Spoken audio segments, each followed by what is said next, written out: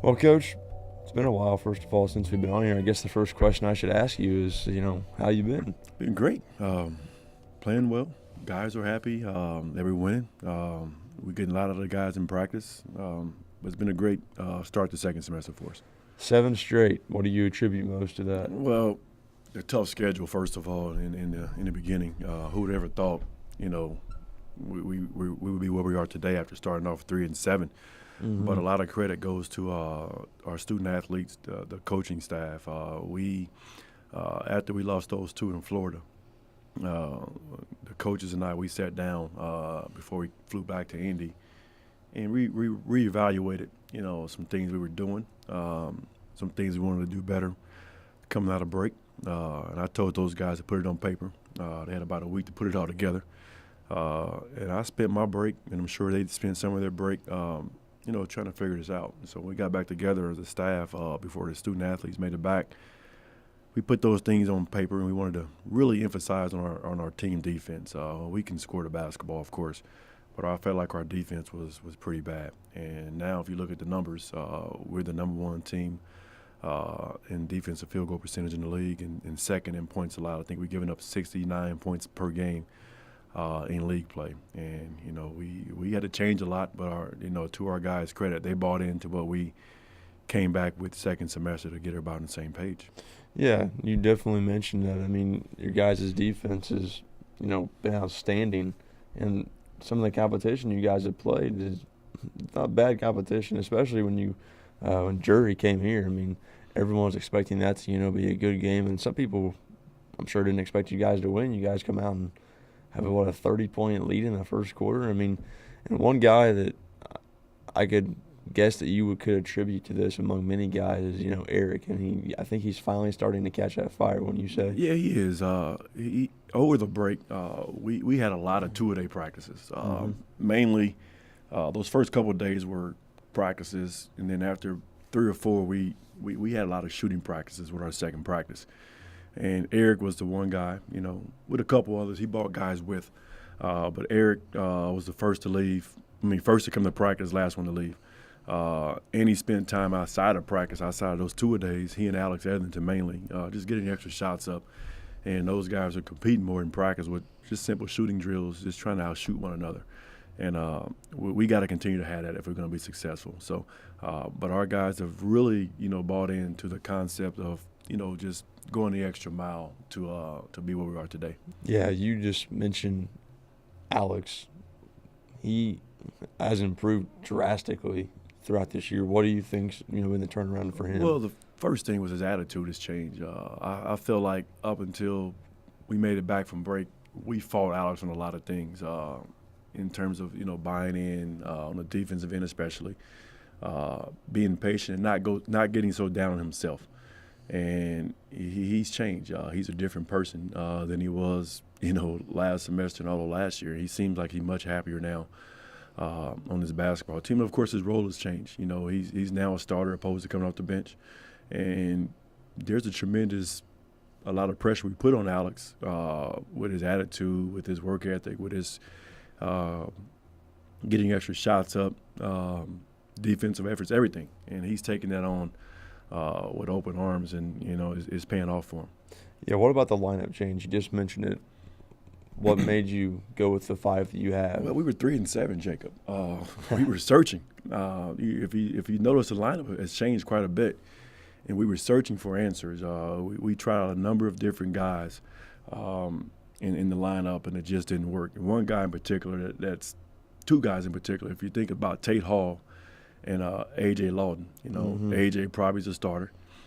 Tate was starting, and it takes a tremendous amount of what I call respect and pride out of those two guys to take a seat back and let other guys who they probably should be starting in front of, but they accepted the roles as a 6th and 7th man come off the bench, and they've been awesome. But one guy we haven't talked about is our big fella, Milos. Milos is not putting up a lot of numbers, but what he did over Christmas break was he didn't go back to Serbia. He stayed here over Christmas break, and he would send pictures and text messages of himself just trying to get in shape. I felt like his conditioning was pretty bad the first semester, and he ran in the snow over break. He got in the gym when he could and just, dropped a couple pounds and got himself in better basketball shape. And with the loss of DJ Davis, he was a captain for us, and we moved Milos into that role. Now, he was a guy, again, when you think about a captain, your captains are your best players or your best scorers, but Milos is an older guy. And I felt like, putting him into that leadership role would change the attitude of this basketball team, and we made him a captain. And he's embraced that, and unlike before, when guys were captains, with the team we have now, we got a lot of quiet guys on this basketball team that are afraid to step outside their comfort zone and call guys out in practice for not working hard. And day one, when I told him over break, like, I'm going to make you a captain, your leadership role has got to change. And he took it on wholeheartedly. He calls guys out in practice. A funny story, over break, we had a shoot-around practice, and A.J. Lawton and Micah Rosser walked in 5 minutes right before practice started. And I usually get after guys for that type of stuff. And as I'm walking over there, Milos has already grabbed those guys. And it's never happened since then. So he's taken on that role, like taking a lot of pressure off the coaching staff. And guys they listen, because he's an older guy. Now, he's not putting up the numbers that a captain usually does, but they respect him enough to understand that when he talks, they're going to listen. And that's what we were missing first semester. And he's really taken on that role, and we're happy that he's done that. And that's one of the reasons why the lineup changed. We was looking for a guy to be more of a vocal leader instead of a lead-by-example guy. We have a lot of lead-by-example guys, but he was that vocal leader that we didn't have first semester. So that helps. And now we're looking for some other things to bring us along here down the stretch. First of all, what does that mean to you when you see something like that, when you see him do that before a practice? And second of all, what kind of potential do you think that he has, going forward? Well, he has a lot of potential. He's a guy that he's dealing with a lot of injuries right now. He has a bad shoulder. He has a bad right knee. And now his left shoulder is kind of, struggling a little bit, but he's fighting through it.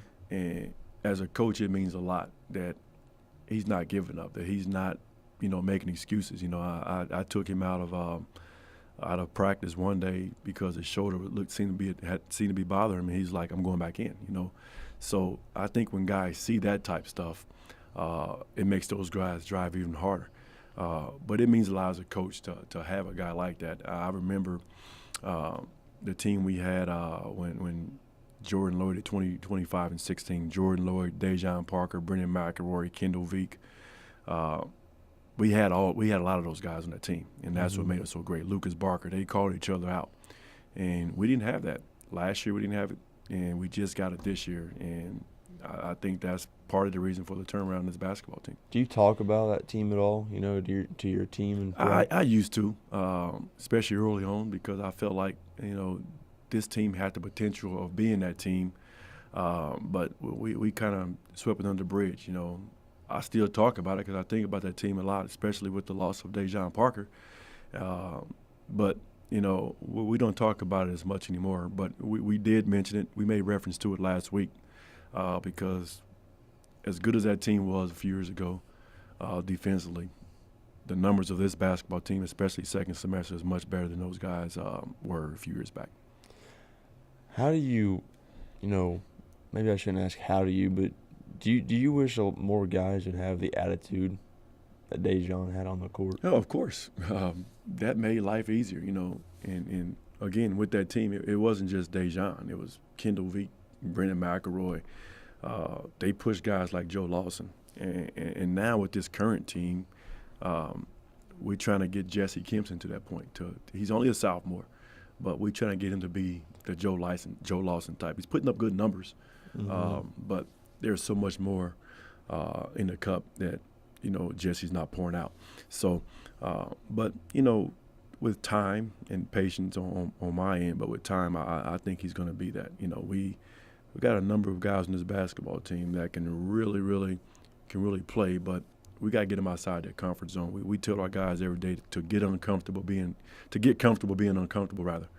And a lot of credit, we talk about the stars of the basketball team right now, but we also got to think about the crew we call it. We named those guys the bench mob, and they taking ownership of that. Jabri, Damari, Miles, Jalen, and Keegan. Those guys have made us so much better in practice because they've taken on this role as a bench mob, and you see those guys cheering. They don't get credit for a lot of wins, but I always make reference to those guys because they have prepared us every day in practice. We brought those guys in second semester, and we asked those guys to be better in practice, to just play harder, to make that core group of guys a lot better than what they are, and they've done that.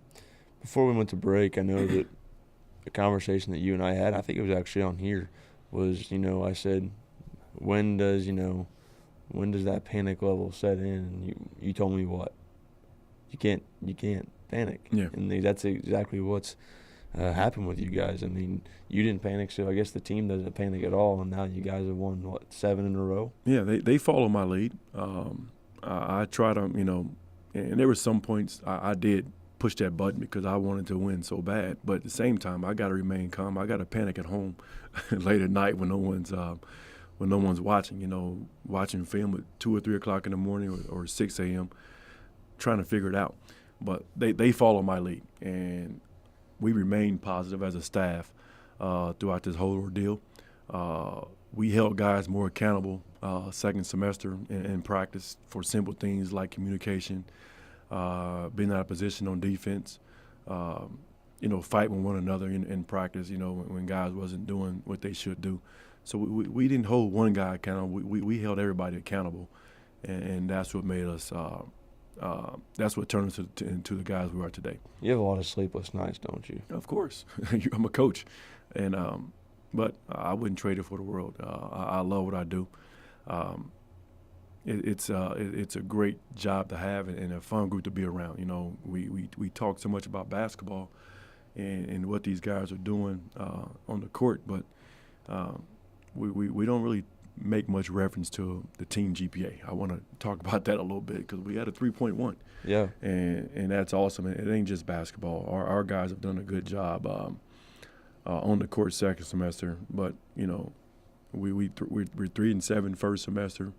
Everybody's head down, but I sent those guys a text message to congratulate them on the 3.1 team GPA. So I was really proud of those guys for, even though basketball wasn't going good, we're student athletes first, and they took care of the student part, and now the athlete part is coming around. Must be nice for you. I mean, you're succeeding, on and off of the basketball court. But one guy that I don't think we've even mentioned at all this year, I mean, we haven't had a reason to because he hasn't played, but second semester he got a lot of playing time. It's Micah. He was in some trouble first semester, didn't get to play a whole lot. Now he gets playing time, and I would say he's made a nice little impact for your team. He did. Micah didn't play 10 games for us. Violation of team rules, of course, but he's lived and learned from his mistake. And he's came back this second semester a different person. I think he played 14 minutes in his first game back at UMSL and was really good, especially down the stretch. He and A.J. Lawton we track deflections in games. And in that UMSL game, if my memory serves me, I may be 4 or 5 off, but those guys combined, they got to combine like 13 deflections. And then you go to Maryville a couple of nights later, I think those guys got about 9. So they're averaging about, at least, 8, 9 deflections per game, which helped us out a great deal. He's got long arms, pretty good athlete, not as strong as he should be yet, but he's learning to use his athleticism and those long arms to get his hands on a lot of basketballs. Now, I wanted to kind of revert to something that we kind of got off track. Jury, when you guys were playing them, ED was on fire. And there's, 8 of 8. There's at one point, he had a 3 right in front of you. Pretty sure he turned around and said something to you. Yeah, it was one of those, no, good shot. But he was in a zone, a zone that when guys get like that, you just got to let them keep going. He hit that shot, and I'm yelling no. It was there was nobody else on the offensive end. He was 1-on-4, and he shot it pretty deep. He just came down and pulled it, and I'm yelling no. And he knew had he missed that shot, he was probably coming out. But he turned around, just looked back and smiled. And at that point, I knew he was in a special place, and we just let him go.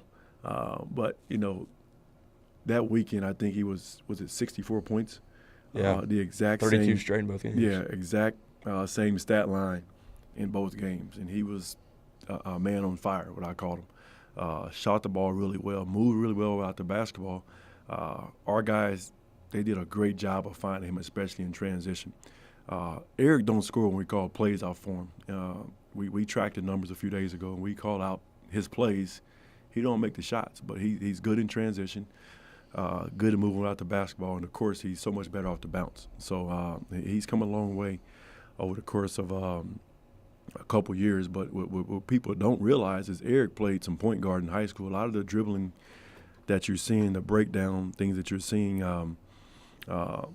these past few games, he did that in high school. And with the team last year, I was telling radio the other day, with the team last year, we had Jordan, Joe, Lucas, who did a majority of the dribbling, and he didn't have to do that. But now, with the shooting, his role has changed a little bit, and he's putting the ball on the deck. With the way teams are closing out to him now, he's making some really good decisions for us in terms of shot faking or driving past a guy who closes all the way out to him. I thought you told me that you told Eric to shoot whenever he touches the ball. I did, but that was a game where time score situation. I wanted to make sure we was getting good shots because Drury was such a good basketball team that a 20-point lead with 5 minutes ago isn't nothing against a team like Drury. Mm-hmm. So that was one of those games where we wanted to make sure we was doing a really good job with time score situation, and he hit a big shot for us. But he has a green. He's the one guy. And it's funny you say that. Against Illinois Springfield on Saturday, I was complaining to the guys in the timeout that we're shooting too fast to get a good shot. Don't shoot the first shot unless you're Eric Davidson. And he just looked over at me and winked his eye. And then the very next play, he had an open look and didn't take it. And I was disappointed. But he said, "I thought you said time score situation, but that don't apply to you, Eric. You have to shoot it when you're open because he don't get as many clean looks as everybody else does, and we got to make sure we take advantage of his opportunities." Now, the one that I remember most, I think that was the one I went crazy on, is I went back and listened to the game, and I just went ridiculously crazy after he hit 3 straight. It was the one when he was on the right side, and it was a transition. Alex got the rebound, brought it down the court, and Eric was probably 25, 30 feet from the three-point line. I mean, does the guy have unlimited range? In a sense. I think I'd say about 3 steps across half court is where he's comfortable at. Oh my! But when you go 7 for 7, that 8th one you can probably shoot it from anywhere because he's in a pretty good zone. But his confidence level when he's making shots is off the charts, and his defense has gotten better, of course. But like I always say, to make those type of shots, you got to have a special team. Guys made the ultimate sacrifice when he got hot. Everyone wanted him to touch the basketball. I think he was 1 or 2 threes from breaking the school record. And we took him out. And he not once said, "Put me back in." He knew the record because I think one of the guys from Sports Information said it, and it got back to our team. I think it was 6 minutes ago, and he was out. He never once said, "Coach, I want to break the record." He was all about the team. And I've coached guys in the past that wanted to go back in to break the record. And he realized that, we had a big, some other games coming up, especially with the quick turnaround. I think we played 5 games in 10 days.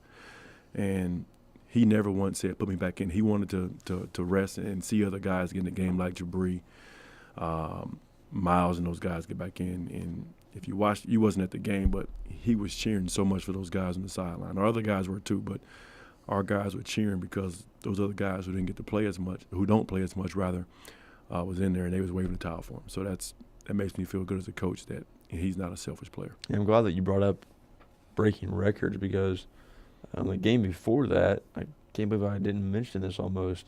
114 points, and you guys hit 23s, and that's I don't know if you knew that or not, but that's a school record.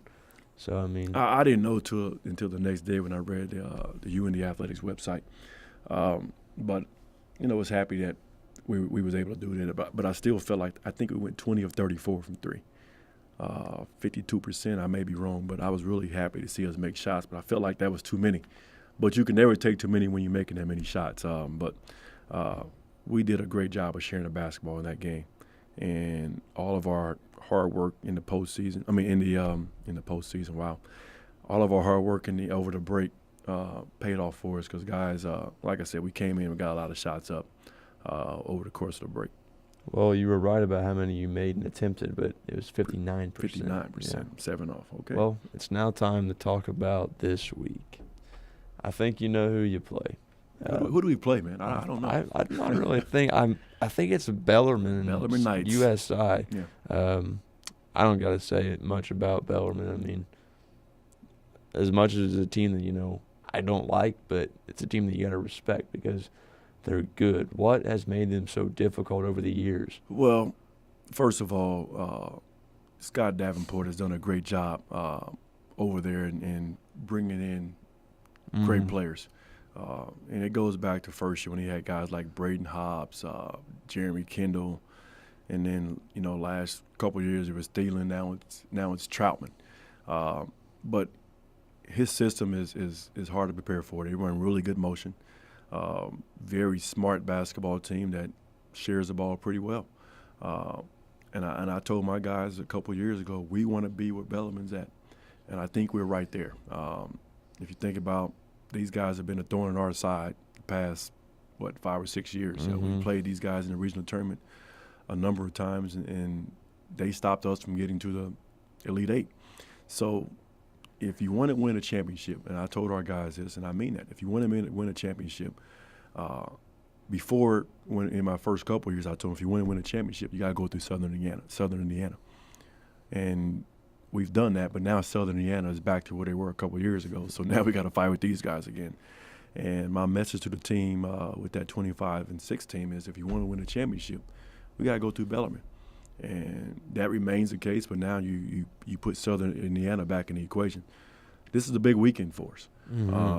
Not just Thursday night, but Saturday as well. But we got to get one first. We got to win. We got to play Bellarmine and then Southern Indiana. And I told my guys yesterday, who would have ever guessed that we started off the season 3-7? Right. And with 2 wins this weekend, we're in first place in the league. So big weekend for the home team. And I don't want to get our guys too high or too low. But at the same time, this is a big weekend for UIndy basketball, and not just the men, the women as well, because they have a chance to move to first place in the league. So we both are excited about the opportunity that's in front of us because, especially us, 3-7, we could have tanked it, coming back from break. Our guys could have just threw the cards in, but they were resilient. They came back and they worked their tails off to get where we are today, and I'm proud of our guys for not hanging their heads. But again, big weekend for UIndy basketball. Bellarmine's a hot basketball team right now, as in USI. Both teams are ranked in the top 25 in the country, and tough task in front of us. But at the same time, this is why you lace them up. This is what you live for as a student athlete, to get an opportunity to knock off teams in the top 25 and to move to first place. That's pretty special. No, I want to ask you something that's a little bit off topic, but it's something that I noticed because I went to this occasion and I saw him there. But do you know where Jake Thielen's at right now? He's at IU. He's a grad assistant for Indiana University. Yeah. I think he played a year or two over in Europe, or maybe he decided that he didn't want to play, wanted to get into coaching. But he's at IU. He's working with Coach Crean, and he's going to be a star in this business one day. That's something. Yeah. I saw that night. They were introducing him at Hoosier Stereo, and I was like, you gotta be kidding me. Well, I keep up with a lot of guys in this league, that not just my guys. Especially when guys are coaching, you're happy to see, especially the players that were All-Americans or All-League players. He was a pain in your side too. Oh, he was, but at the same time, he's a good player. I respect the game. He was a pain in my side, but at the same time, I respect the game enough to acknowledge how good he was and the impact he had on not just the Bellarmine Knights, but this league.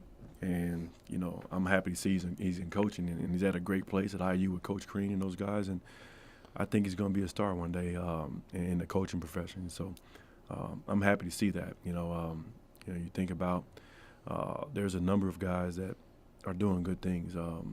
We got guys that's doing good things. USI has got a couple. There's a kid that played at Parkside a few years ago.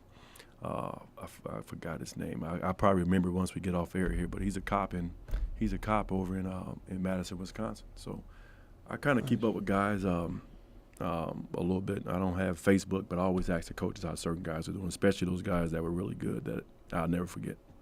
Now, you got USI Saturday, and, of course, everyone knows that's where you're from. Terrell Taylor, wow. I mean, 52 points. How about that? Yeah. How about that? I mean, I'm not going to say that came out of nowhere, but, I mean, last year he was nowhere near what he was this year. I mean, I'm sure you've seen film. I'm sure you've kept up. What's been the big change with him this year? Well, he's got a year under his belt. Sometime it takes transfers at least a semester, or in his case, it took him a year to figure it out. He's shooting the ball pretty well right now. I just watched those guys play Bellarmine this morning before I got on air, and he's a special player. He's got unlimited range. He's got, we always say guys have the green light. He has about 4 of those. So, and some of the shots he's making and taking, I'm always like, wow, did he just take that shot? But they go in. He's playing with a great deal of confidence, and you take a kid like Stein on that roster for USI, he makes Taylor great. They do a good. Mm-hmm. They complement each other really well. The return kid, I hate to go into USI, but Bobo Drummond. He's been around this league for years. He's kind of taking a back seat to those guys. He's an opportunist player because Stein and Taylor are doing so well, and he's doing what great point guards do. He was, I think, their leading scorer maybe last year or the past couple years, and now he's sacrificed some of his game for the success of the team. I think they're 16-1, I do believe, and he has made a tremendous sacrifice to help this team get to where they are. And you don't see many seniors doing that. A lot of guys worry about numbers to get to the next level, and Bobo Drummond has did totally the opposite. His numbers has dropped a couple, and he's doing a good job of finding guys, getting the ball to Stein's hands and Taylor's hands, and that's great leadership on Rodney Watson's behalf, but for the most part on Bobo's behalf. You got a good memory. You said, what, 16-1? Is it 16-1? 18-1. Hey, I'm close. I knew it was 1. You're good, man. You're good. Last year, this was the time you play these guys back-to-back, but it was a little opposite. You went to Southern Indiana, one of the most dramatic ones you guys are going to have of the season. It came down to, 2 blocks at the end of the game, and then we know what happened at Bellarmine. Oh, man. Let me ask. So, you're from USI, of course. What's, honestly, a better – who would you rather beat? I mean, I know both of them, but what's the better victory for you? Both. Both. I can't say one is better than the other. Which one feels better? If you win both, which one feels better? Both. I mean, both these teams are really good. Well coached. Of course, the history with myself in Southern Indiana. I played there, but both. If you would ask me this 4 years ago, I'd have said USI, because it's always good to beat a place where you played at. Now on the road, I love winning at USI because I know so many people down there. But you think about going to Bellarmine and winning in front of about, 3,000 or 4,000 people yelling at you the whole game and throwing stuff at you. I've heard about that. So, but, both are great victories. I respect those 2 programs so much that one don't outweigh the other. The history with Bellarmine and UIndy, the intense rivalry. I call it the 65 rivalry, right up 65, and then USI, of course, because I played there. But both beating those teams are always great, and I would love to get both this weekend. That's my goal, and I'm gonna make it my team's goal. We talked about it in practice yesterday, but I don't want these guys looking ahead. We gotta, if we're gonna win 2, we gotta win Thursday before we can even think about the second one. So we'll have them ready to go. Now we got to get fans in the seats. We need our 6 men to be in Nickerson Hall, screaming at the top of their lungs, because every ounce of energy to beat these two teams. We need it, and we're really excited about the opportunity to play these two ball clubs. We're prepared and we're ready to go. Well, the last time you guys played, you two played at UIndy, it was packed. Yeah. But you know what? No matter what you tell me, Coach, I know that at the end of the day, if you beat Bellarmine, it's always nice to go over and good game, Coach. Oh yeah, it's always with you being the winner. Of course, I love shaking the other coach's hand as a winner, especially a team like Bellarmine. But Thursday night again is going to be huge. I keep changing the subject, don't I? It's all right. But Thursday night is going to be huge, as is Saturday. But we're geared up and ready to go for Thursday night. I'm excited. I can't wait to get our guys on the court, and I got a good feeling about this weekend for the Hounds. Now I want you to talk about this right before we go. I know that we've talked about it before, but just kind of a little refresher because, as you said, people that follow UIndy basketball know about the history between, the Greyhounds and the Knights and you and Coach Davenport. And when they see you on the court, they think you guys hate each other. But as you told me before, I don't know if this is just a way. You guys don't really have that bad of a relationship off the court. We don't, and it just really took a turn. I say about a year or two ago. Of course, when you're on the court, you're competing. You don't like each other. We're such competitors. The two of us are that it looks like we do hate each other, but there's not an ounce of hate in my blood, and I can't speak for him. But just based on his actions over the past couple of years, there's not. I told our student athletes the other day that when I play basketball with my friends back at home as a kid, especially if we're on the opposite teams, I don't speak to them before the game, and that's just a part of me that's always been there. Something my brothers and my family instilled in me, that we're not friends until the game is over. We're friends, but we're not going to talk till the game is over. And the same thing with Coach Davenport, same thing with Tom Church at St. Joe's, a pretty good friend of mine. But there's a soft place in Coach's heart, that Coach Davenport's heart, that people don't know. When my mom passed away back on December 4th, he wrote me the nicest email that I've had in a long time, and I saved that. And it meant a lot because, at one of the darkest moments in my life, he reached out to me and sent me a nice gesture, and I'm really thankful for that. And I emailed him back, and, I'll never forget that. So while we look like we don't like each other, and we really do deep down inside, but we got to create that rivalry so that we get the most out of our student athletes. Well, Coach, I've been looking forward to this game for a while. I'll be there, of course. Number one fan, even though I'll be over the air. It's so – because I do games for the conference network too. That's what I'll be doing Saturday, even when it, becomes to women's basketball too. It's just like it's so hard because, last year there's not a lot of games that I don't get to, just watch as a fan. And last year when I had to watch the Bellarmine game, I was, so excited. And then it just like – it probably broke my heart just as much as, as it broke every other guy's heart. It deflated you, didn't it? Yeah. Yeah, it deflated me too. We felt like in that game last year that we was ready to go. But Bellarmine came out. They were a different animal. They made everything they threw up. And we lost that game by 36 points. I know I'm right on that number. But we didn't play well. It was disappointing our guys, the way we reacted to adversity. And they knew that. And it was one of the most embarrassing losses that I've been a part of as a coach and as a student athlete. And I think our guys were too. But you give Bellarmine a lot of credit. They were prepared and ready to go. And they put their foot on the gas pedal in that particular game and did not let up. They were clicking on all cylinders. And it's our goal now for Thursday night to make sure they don't get going early, because if they do, they could be a dangerous basketball team, as in any team. But we got to defend these guys with passion, with heart, and like our life depends on it on Thursday night. And, again, we're very excited about the opportunity. And we're going to do our best job not to disappoint you. You shouldn't. I have ultimate faith in you. I still remember when you guys beat Bellarmine at Bellarmine my freshman year. That's when I recognized the rivalry was real. That was Jordan Lloyd's first game, too. Yeah, he got backdoored. We showed that play to him. He was here over the Christmas break. We were talking about him as the way he's developed. And my first question was, are you still getting backdoored on plays? Because I remember Bellarmine, we told Jordan in the timeout, don't get backdoored. And he goes right out and get backdoored. And that's the one thing about Jordan I'll never forget. But we're excited. We're really excited about this week.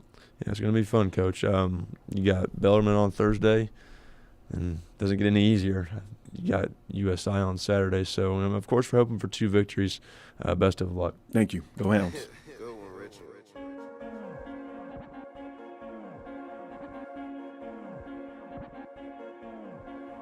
Two huge GLVC matchups this weekend for the Greyhounds, both women's and men's. Starting with the women's team, they look to move their winning streak to 4 as they welcome number 11 Bellarmine in the Nickerson Hall, with that game getting underway at 5:30. And the men's team, their game against the 10th-ranked Knights, starts directly after the conclusion of the women's game. Same story for Saturday, except a different opponent. Southern Indiana comes to town, tip off at 1 p.m. for the women's game. The men's game will follow it directly after that. That's it for us here. Hope to see you out this weekend. We'll talk to you next week.